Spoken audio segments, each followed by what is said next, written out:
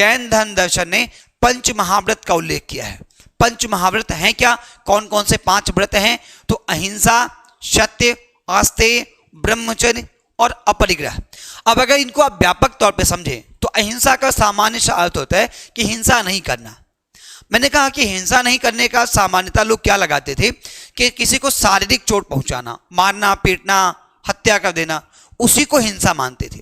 लेकिन हमारा जैन धर्म दर्शन कहता है कि केवल और केवल किसी को मारना, पीटना, इस प्रकार की चीजें हिंसा नहीं है, बल्कि हिंसा का अर्थ है कि यदि हम किसी को मन से, वचन से या अपने कर्म से आहत करते हैं, नुकसान पहुंचाते हैं, चोट पहुंचाते हैं, तो यह भी हिंसा का ही एक रूप है। और किसी भी व्यक्ति को अपने जीवन में हिंसा नहीं करनी चाहिए, यानी कि हमें कोशिश करनी चाहिए कि हम किसी के मन को भी ठेस ना पहुंचाएं, हम अपनी वाणी से भी किसी को ठेस ना पहुंचाएं, मन से, वचन से, और कर्म से तो सामान्य तौर पे हिंसा हर कोई जानता है।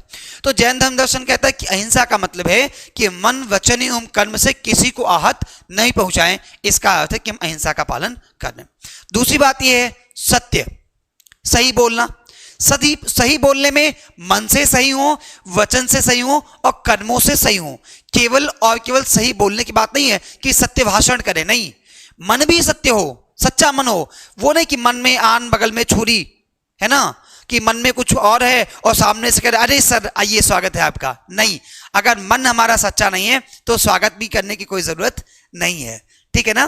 तो मन से, वचन से और कर्म से हमें सत्यता का पालन करना चाहिए। आस्तेय की बात की जाए तो आस्तेय का मतलब किसी की चीज को नहीं चुराना, है ना, या फिर ऐसे कह लें कि किसी का अपना कोई अधिकार क्षेत्र है तो उसके अधिकार क्षेत्र में हस्तक्षेप नहीं करना, उसके अधिकारों से उसे वंचित नहीं करना आस्तेय कहलाएगा। यह भी मन से, वचन से और कर्म से हमें इसका पालन करना होगा कि जहां तक किसी और का अधिकार है हमें उसके अधिकार में कोई भी हस्तक्षेप नहीं करना है। अगर कोई वस्तु किसी और की है तो उसकी वस्तु को हमें उसकी इच्छा के विपरीत जाकर के हमें ग्रहण नहीं करना चाहिए। ये क्या कहलाएगा? ये हमारा कहलाएगा आस्तेय। ब्रह्मचर्य, ब्रह्मचर्य की जब बात आएगी तो यहां भी मन से, वचन से और कर्म से हमें क्या करना होगा? नैतिक जीवन का पालन करना होगा। ये नहीं कि पता चले कि भगवान की पूजा कर रहे हैं, इधर घंटी बजा रहे हैं और उधर पता चल रहा है कि कुत्ता जो है किचन में घुस गया है तो सोच रहे हैं कि अरे यार वो तो पूरा खाना खा जाएगा और मैं यहाँ पूजा कर रहा हूं।